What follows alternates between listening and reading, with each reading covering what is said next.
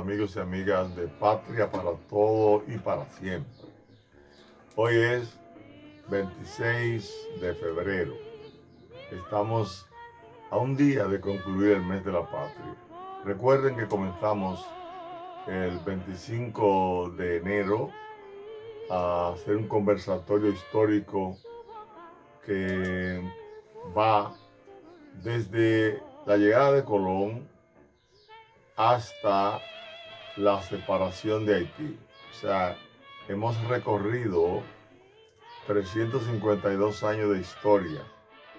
Eso lo completaremos en el día de hoy, porque como ustedes han escuchado y han visto, llegamos hasta la independencia haitiana del 1 de enero de 1804. Hoy, como le prometimos, vamos a hablar de esa fecha de independencia hasta la separación de Haití en el 1844.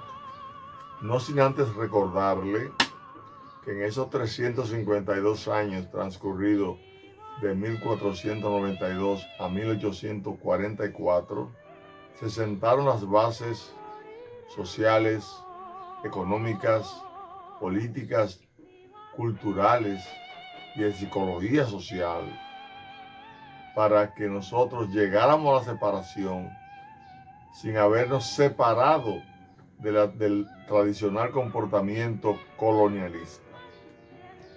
Esto es un punto que vamos a demostrar al final de la exposición, pero realmente tuvimos una separación de Haití, pero no una separación de los usos y costumbres colonialistas, que todavía al día de hoy se manifiestan, como lo vamos a demostrar tanto en el día de hoy como en las demás exposiciones que nos faltan.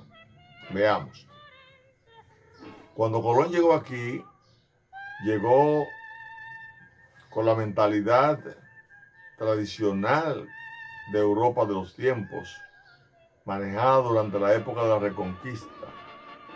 Esto es, durante unos 8 siglos, luchando, conquistando, asentando grupos en esos lugares donde se le daban garantías, seguridades y privilegios a los que se asentaban en esas posiciones, para ello crear sus instituciones y también trabajar para la nobleza, para la aristocracia. Ese vínculo que se dio en Europa se trasladó aquí, ya que cuando comenzó la colonización, comenzaron las encomiendas. Cuando terminan de eliminar los indios mediante el maltrato, se traen esclavos de África. Esos esclavos los trajeron para producir caña.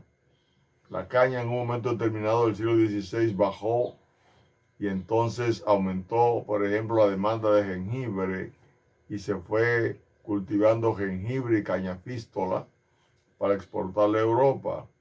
Pero siempre los que estaban aquí dirigiendo la colonia estaban vinculados a la realeza española. Y los privilegios eran para los que estaban, como decimos hoy, pegados con la nobleza. Así fue como, por ejemplo, los primeros créditos, préstamos para el cultivo de azúcar y la construcción de ingenios se le dieron a las personas que estaban de parte de la nobleza. Es decir, todavía hoy vimos, ahora estamos viendo en los tribunales, en las pesquisas que está haciendo el Ministerio Público, que un grupo de personas vinculadas al presidente tuvieron la ventaja con relación a otros en materia de lo que es proveer al Estado. El Estado es el mayor comprador que hay en el país, y ser proveedor del Estado y tener el pago a tiempo y con privilegios, pues ha enriquecido a muchas personas a través de toda la historia de este país. Bueno, pues eso viene de aquellos tiempos. Arrastramos toda una cultura histórico-política que todavía al día de hoy se manifiesta aquí. Y el reto es ver cómo terminamos eso. Pero para lograrlo tenemos que revisar ese pasado. Vimos entonces que en un momento determinado España no tenía la fuerza militar suficiente para poder controlar toda la isla. Y lugares como Vallajá y La Yaguana, Montecristi y Monteplata, hubo que traerla para acá, formando a Monteplata y a Vallaguana, Monteplata con Montecristi y Puerto Plata y Vallaguana con Vallajá y La Yaguana. Al dejar despoblado la parte oeste mediante la devastación de Osorio de 1605-1606, se dejó la oportunidad para que se lograra lo que se quería, para que se lograra lo que se quería impedir, que era que los que estaban, los barcos piratas, los corsarios, que atacaban a los barcos españoles y trataban de negociar con sus posesiones, porque había un monopolio con la Casa de Contratación de Sevilla. Entonces, esos barcos y la gente que venía vio que todo estaba vacío y hubo personas que se ubicaron en la parte oeste, por ejemplo, los bucaneros, y estaban los filibusteros que eran piratas y los bucaneros que eran los que asaban la carne en los árboles de bucán. Por eso le llamaban un bucanero. Se quedaron entonces ellos y comenzaron a incursionar, a meterse en la parte oeste de las islas de San Cristóbal y la Tortuga. Se atacaron en varias ocasiones, pero se repoblaban. Hasta que en el 1655 hubo una invasión inglesa en el mandato de Oliverio Cromwell, y esa invasión inglesa fue derrotada aquí en Santo Domingo. Fue la llamada invasión de Pen y Venable que vemos en la historia. Al ser vencidos, que no pudieron atravesar las murallas que ya se habían construido, entonces se fueron y conquistaron a Jamaica. Pero mientras tanto, aquí se discutió cómo el grupo de soldados que estaba en la Tortuga traerlo para acá, porque se veía que se iba a tener que enfrentar otra invasión y la corona no quería perder a Santo Domingo. ¿Qué ocurrió? Que solamente 3 oficiales comandantes se opusieron al traslado de la tropa de la Tortuga, que fueron Álvaro Garavito, como le hemos dicho en otras ocasiones, Baltasar Calderón y un apellido Rojas, Gabriel Rojas. Esos 3 se opusieron. El fin fue que se despobló a la Tortuga se repobló de franceses, los franceses ocuparon la parte oeste, y desde ahí comenzaron entonces las situaciones de ocupación y negociación. La primera negociación que se da es por el crecimiento económico que había tenido la parte que habían ocupado los franceses, que de producir tabaco y añil pasaron a producir azúcar y le fueron haciendo competencia a la producción que tenían los ingleses en Jamaica, que era el lugar que le vendía el azúcar a los Estados Unidos. Los Estados Unidos entonces, cuando lograron su independencia el 4 de julio de 1776, comenzaron a negociar con la parte francesa de la isla, que producía mucha azúcar, y eso hizo que creciera a tal nivel de que cuando llegó la Revolución Francesa, 1789, ya el grupo de colonos franceses que estaban en Haití entendió que las ganancias eran muy grandes y la mayor de esas ganancias iban a parar a los bolsillos de los capitalistas que hacían el negocio triangular desde Francia. El negocio triangular era que ellos compraban mercancía en Europa, se iban a África y lo cambiaban por esclavos negros a las tribus esclavistas que habían en África, traían esa mercancía que ellos le llamaban a esos esclavos, lo vendían aquí y compraban productos de la tierra, entre ellos la caña de azúcar. Entonces la llevaban allá a alto precio y era una ganancia en todo el proceso que se hacía de ese negocio triangular. Cuando los colonos vieron esa ganancia tan excesiva, entonces comenzaron a protestar ante las autoridades francesas, máxime después de la Revolución Francesa de 1789. Ellos comenzaron a presionar para que le dieran la independencia aquí en Haití, como se le habían dado a los ingleses de los Estados Unidos. Pero también había un grupo de mulatos que ya eran unos 28,000 al momento de la Revolución Francesa, que también estaban reclamando que se le diera el mismo trato en la isla que a los colonos. En esa lucha de los blancos de aquí, de la isla de Saint-Domingue, y los mulatos, surge también la lucha de los esclavos negros por su libertad. Y ahí viene el levantamiento de Toussaint Louverture allá por el 14 de agosto de 1791. Cuando los negros se levantan, los negros esclavos, entonces terminan unidos los blancos y los mulatos. Pero aunque los blancos buscaron ayuda inglesa y los mulatos buscaron ayuda de Francia, los negros se aliaron a los españoles, porque los españoles querían conquistar de nuevo la tierra que había ocupado Francia. Esa guerra triangular que se da aquí trae como consecuencia que la unidad de los negros, que era mucho más, terminó venciendo a los ingleses, el grupo de Toussaint, porque ya en el 1793 hubo la abolición de la esclavitud el 29 de agosto. Al abolir la esclavitud, Toussaint se unió a la parte francesa y los demás negros esclavos se unieron a Toussaint. Esa fuerza arrolladora venció a las tropas inglesas. Las tropas inglesas en el 1797, comandada por el general Maitland, negoció con Toussaint y se fueron. Los españoles se retiraron. Pero entonces, allá en Haití se produce un fenómeno que es la lucha entre los mulatos y los negros.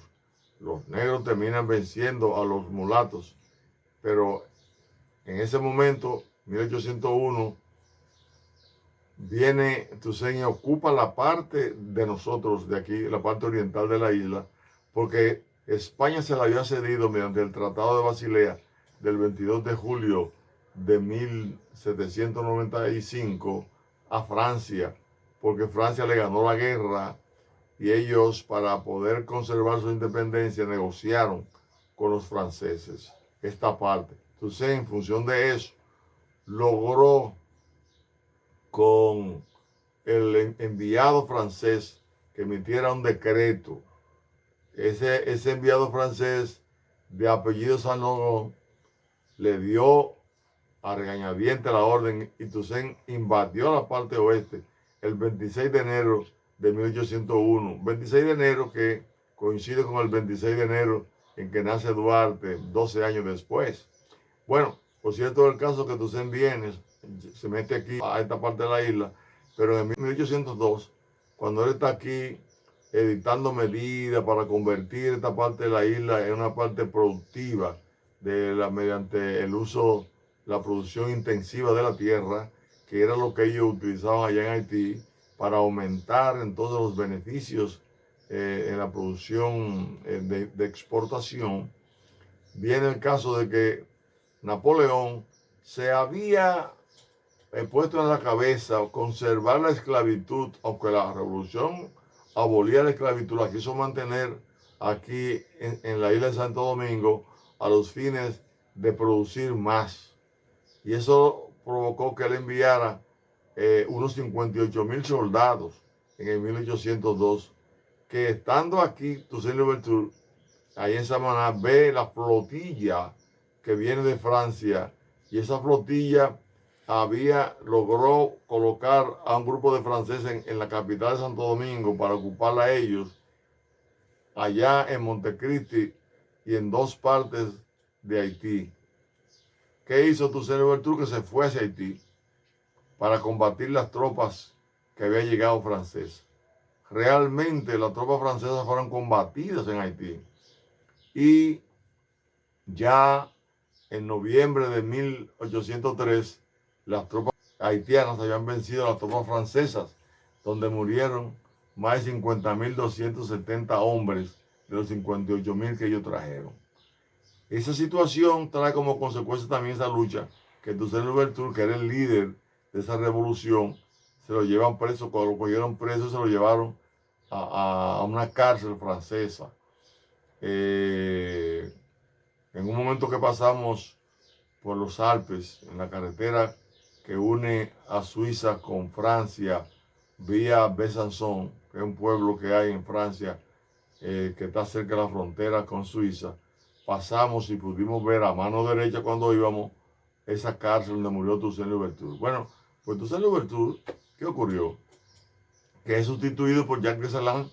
Dessalines lo que hace es que sigue la revolución y gana, le gana a los franceses y hace el pronunciamiento de su independencia el 1 de enero de 1804. A partir de ahí, Haití tuvo su independencia, pero nosotros caímos en el periodo de España boba, porque la mayoría de los negociantes se comenzaron a ir desde 1795, que se supieron que había un tratado que le cedía esta parte de la isla a los franceses. Se fueron muchos con sus esclavos, porque ya Francia había abolido la esclavitud y los productores de aquí necesitaban sus esclavos.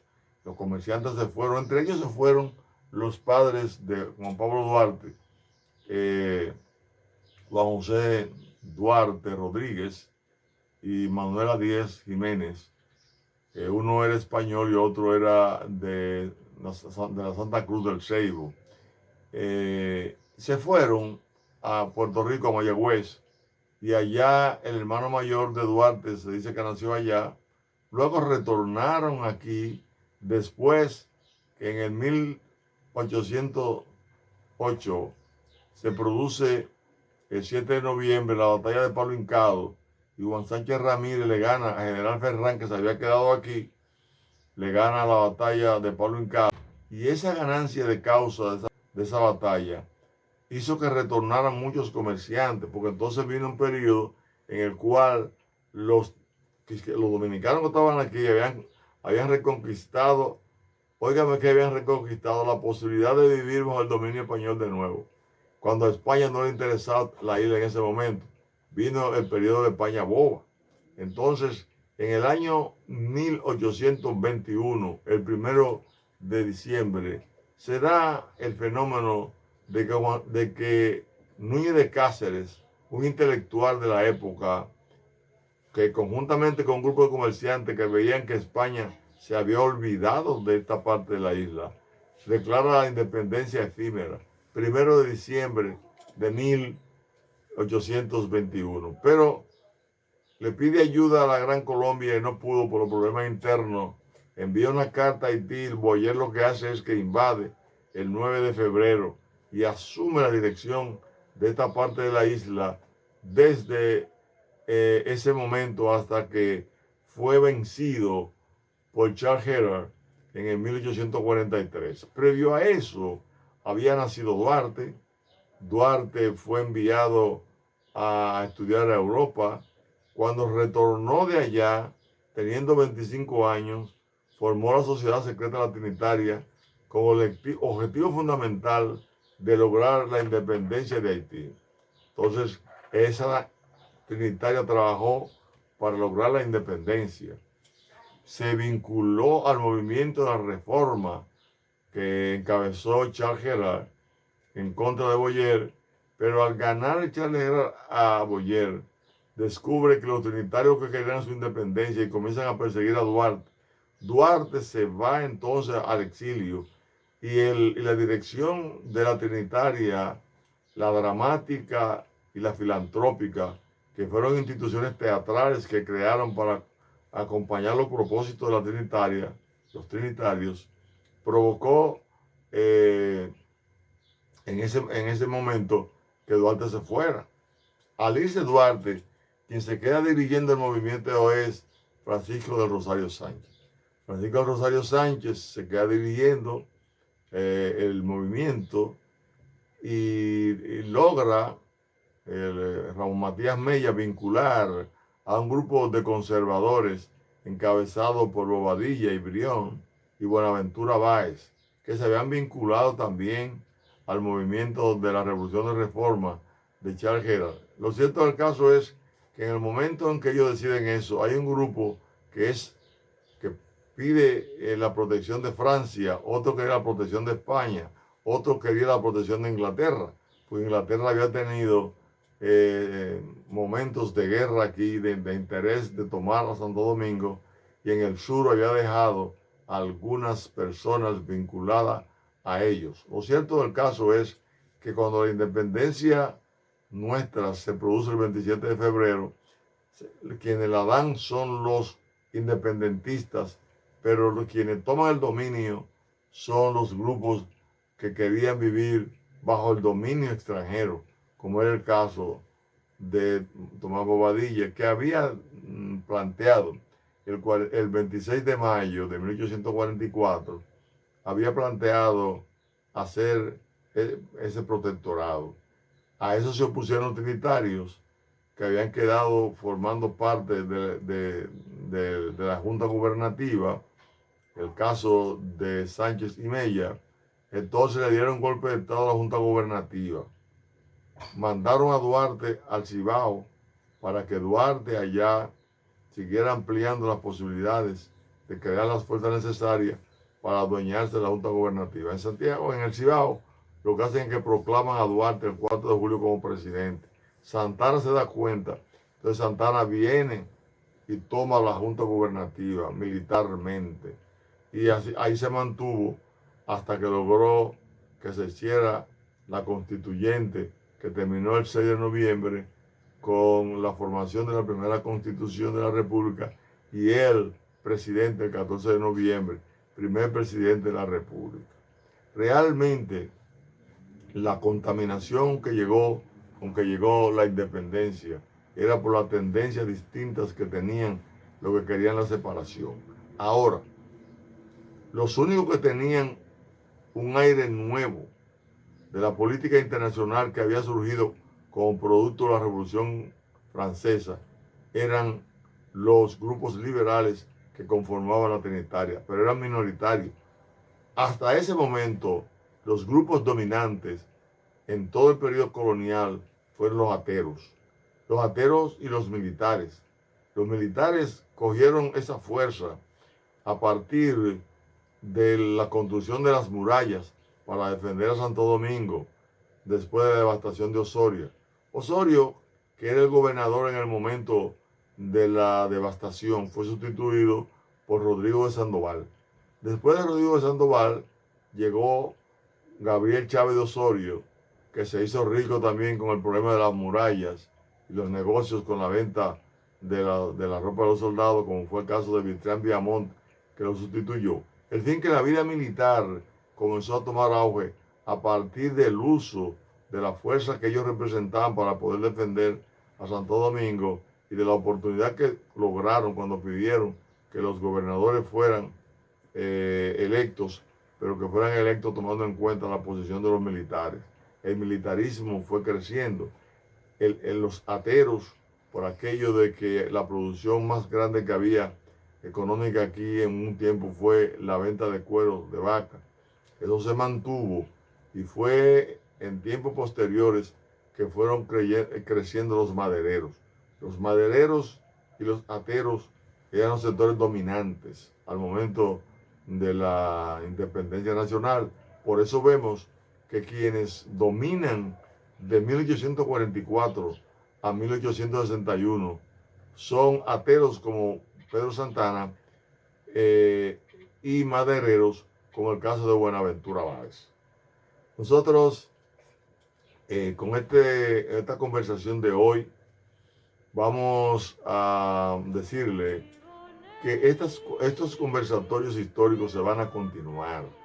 Nosotros en el día de mañana lo que vamos a hacer es hacer un recuento de todo tratado del 25 de enero al día de hoy, 26 de febrero. Lo que hemos planteado en este mes, mañana a partir de las 8 de la mañana, ustedes lo podrán ver por los distintos canales que tenemos para que puedan verlo. Como mañana es día de fiesta, lo puedan ver con sus hijos, con su pareja, sus nietos.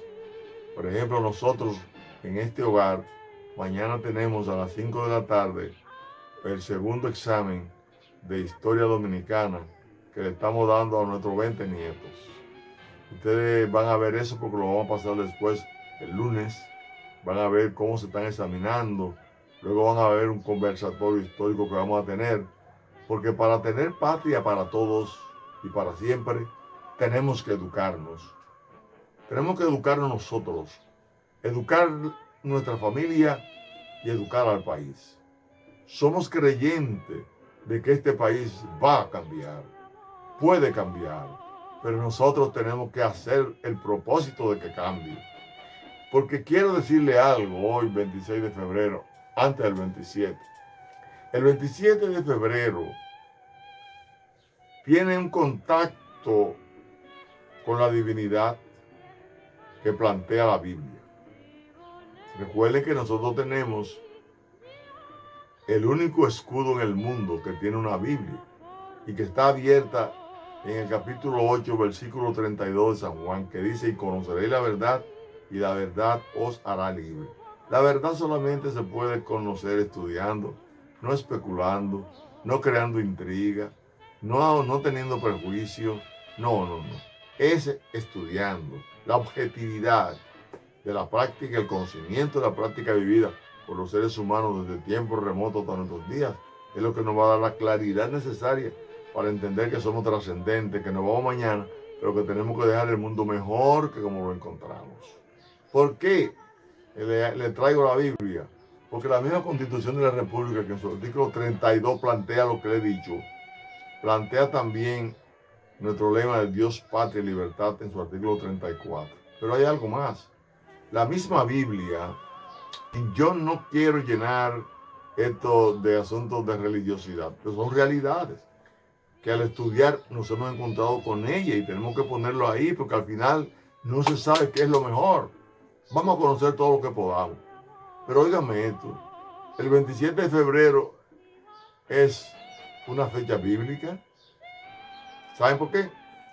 Porque en el capítulo 8 de Génesis, versículo 13, se plantea que Noé tenía 601 años y que el primer día del mes primero, que es enero, Noé abrió la proa del barco arriba, miró y vio que la tierra, que el agua se había secado sobre la faz de la tierra. Pero a los 27 días del mes segundo, el 27 día del mes segundo es el 27 de febrero, Noé abre de nuevo y mira y ya la tierra estaba seca. No era que el agua había bajado hasta la faz de la tierra, que estaba seca. Y ese día Jehová ordena a Noé que baje con su mujer, sus hijos, la esposa de sus hijos y todos los animales que había subido al arca. Ese día para repoblar el mundo fue el 27 de febrero. Ese día que nosotros logramos nuestra independencia. Esa independencia nuestra de ese 27 de febrero, marcada en el capítulo 8 de Génesis a partir del versículo 30, el versículo 13, también nos dice a nosotros que somos un pueblo marcado. Fuimos el primer pueblo poblado, el primer territorio poblado en América, el primero. Fuimos el primero que construyen una catedral, la Catedral Primada de América. El primero de una universidad, la Universidad de Santo Domingo, 1538, donde hubo el primer levantamiento de esclavos negros en el ingenio de Don Diego Colón, en la Navidad de 1522. Pues podemos ser los primeros en América Latina en desarrollar lo que es un verdadero Estado de Derecho, un Estado social y democrático de derecho, como plantea el artículo 7 de la Constitución de la República. Y somos de lo que creemos y hemos creído siempre, de manera permanente, que eso es posible. el sueño de Camaño cuando se iba de que la lucha en la revolución valía la pena y que entendía que algún día habría un Estado social, un Estado con una democracia constitucional, que hoy se resume en el artículo 7 de la Constitución. Nosotros hemos trabajado toda la vida y mientras tengamos un hálito de vida seguiremos trabajando. Confiamos en este pueblo, en que la gente va a entender que para poderse defender tiene que aprender. Porque como decía, y repito, Simón Bolívar, un pueblo ignorante es un instrumento ciego de su propia destrucción. Hemos trabajado por la educación y seguiremos desde donde estemos. Así que les invitamos a que mañana vean todos los comentarios que con relación a la historia hemos realizado del 25 de enero a esta fecha. Les repetimos, véalo con su familia, con sus hijos, su esposo o esposa, sus nietos. Siéntense un rato a hacer contacto con la historia, porque solamente nosotros identificándonos con nuestra historia, sabiendo todos los pormenores, podremos tener patria para siempre y patria para todos. Pero solamente teniendo patria, les recuerdo, patria para todos y patria para siempre, estudiando su historia, podemos lograr tener algún día una constitución que nos permita vivir sin corrupción. Así que concluimos la parte de la época del periodo del mes de la patria de esta manera. Muy complacido con todo lo que nos han visto y oído, con los que han reproducido algunos de estos programas, gracias a todos ellos. Y nos vamos para el lunes, para presentarle el lunes lo que vamos a grabar con nuestros nietos aquí. Mañana, día 27 de febrero, es el regalo que le vamos a dar a nuestros padres de la patria. Padres de la patria que fueron declarados el 11 de abril de 1894 por el dictador Ulises Heró, después que lo mandó a buscar en el 1844, mandó a buscar los restos de Juan Pablo Duarte. Vamos a darle reconocimiento mañana a nuestra familia y el país, a nuestros padres de la patria, Duarte, Sánchez y Mella. Hasta el lunes, si Dios quiere. Bendiciones.